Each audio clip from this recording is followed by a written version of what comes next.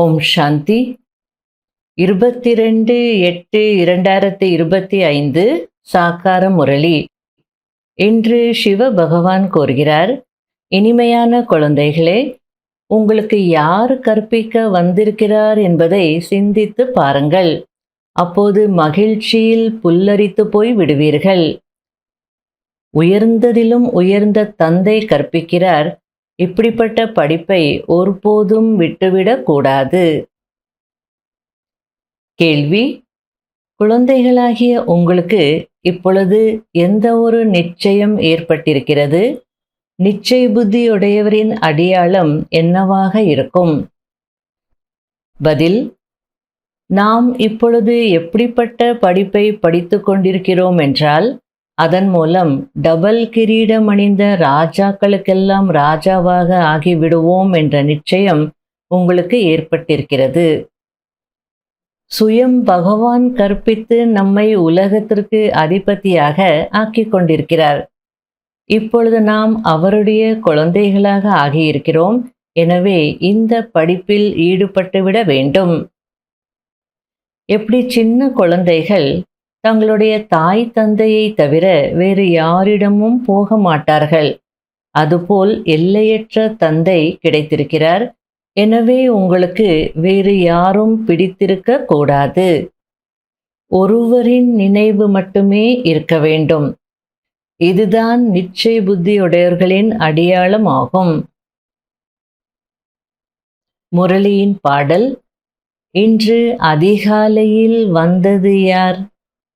ஓம் சாந்தி. இனிமேலும் இனிமையான குழந்தைகள், பாடலை கேட்டீர்கள். யார் வந்திருக்கிறார்? மேலும் யார் கற்பிக்கிறார்? இது புரிந்து கொள்ள வேண்டிய விஷயமாகும். ஒரு சிலர் மிகவும் புத்திசாலிகளாக இருப்பார்கள், ஒரு சிலர் குறைந்த புத்தியுடையவர்களாக இருப்பார்கள். இப்பொழுது பாடலில் வரும் வார்த்தைகளை கேட்டீர்கள். யார் வந்திருக்கிறார் கற்பிப்பதற்காக? பள்ளிக்கூடத்தில் படிக்கக்கூடியவர்கள் ஆசிரியர் வந்திருக்கிறார் என்பதை அறிந்திருப்பார்கள். இங்கு யார் வந்திருக்கிறார்? முற்றிலும் புல்லரித்து போய்விட வேண்டும். உயர்ந்ததிலும் உயர்ந்த தந்தை மீண்டும் கற்பிக்க வந்திருக்கிறார். புரிந்து கொள்ள வேண்டிய விஷயம் அல்லவா? அதிர்ஷ்டத்தின் விஷயமும் இருக்கிறது. கற்பிப்பவர் யார்? பகவான். அவர் வந்து கற்பிக்கிறார்.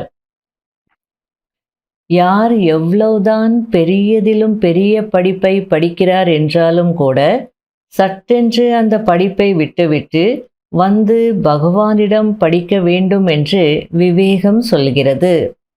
ஒரு நொடியில் அனைத்தை விட்டு தந்தையிடம் படிக்க வந்துவிட வேண்டும்.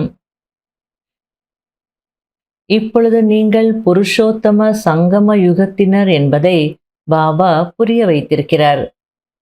உத்தமத்திலும் உத்தம புருஷர்கள் இந்த லக்ஷ்மி நாராயணர். எந்த படிப்பின் மூலமாக இவர்கள் இந்த பதவியை அடைந்தார்கள் என்பது உலகத்தில் யாருக்குமே தெரியாது. நீங்கள் இந்த பதவியை அடைவதற்காக படிக்கிறீர்கள். நீங்கள் எல்லையற்ற தந்தையினுடையவராக ஆகியிருக்கிறீர்கள்.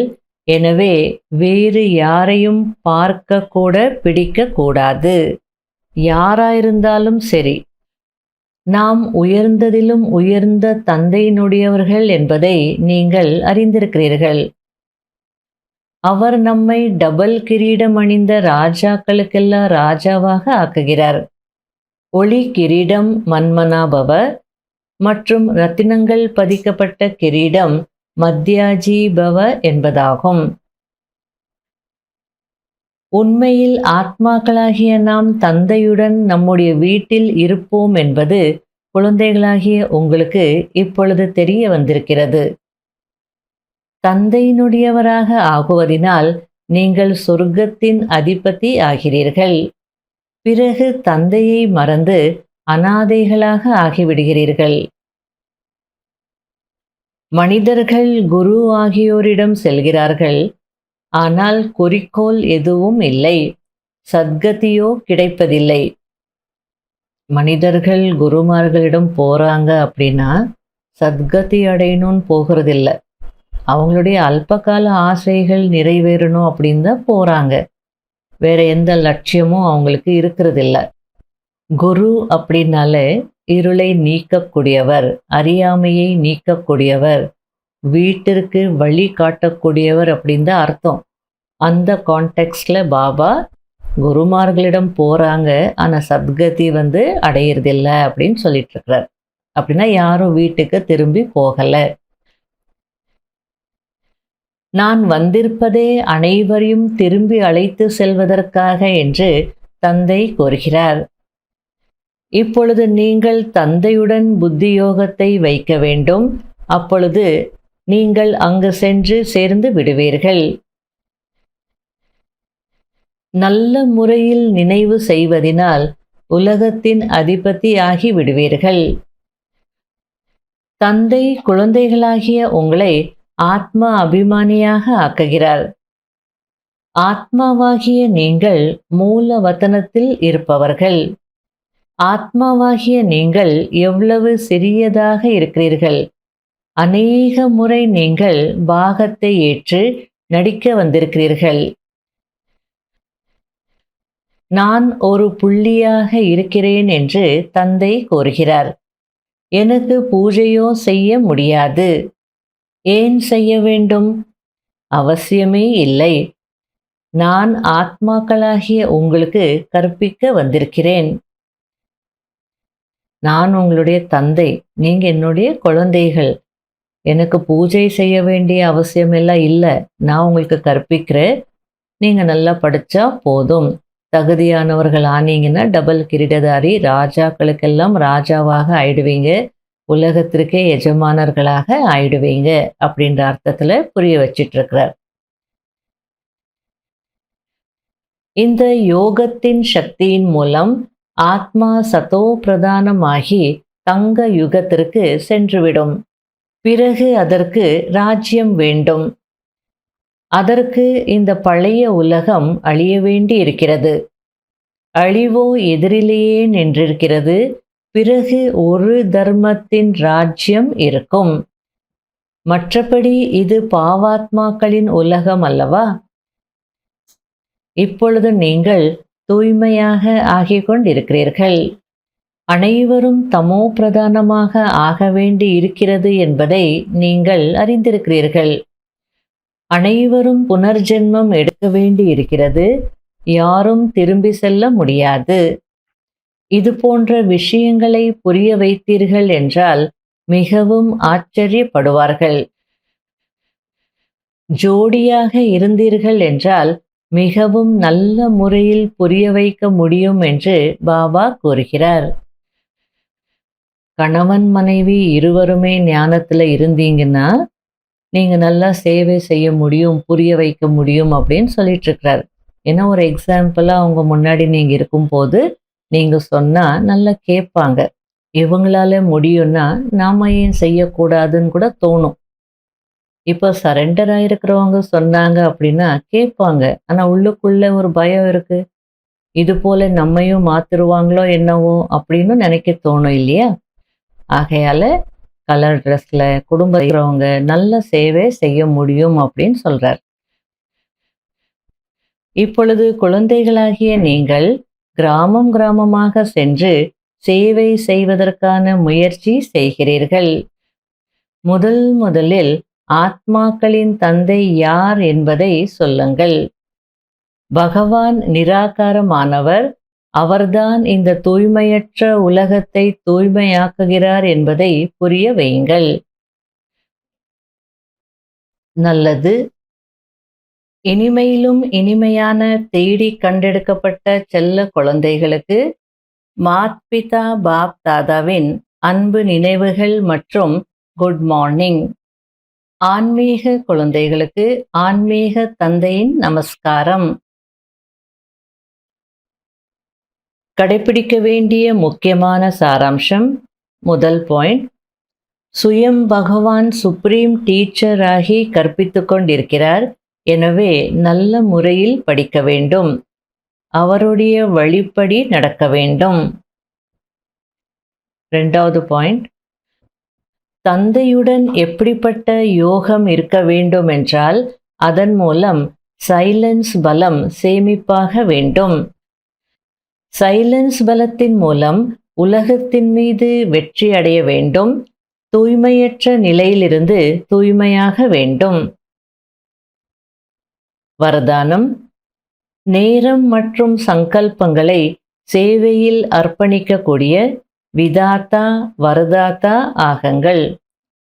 அதாவது உருவாக்கும் வள்ளல், வரங்களை வழங்கும் வள்ளல் ஆகங்கள்.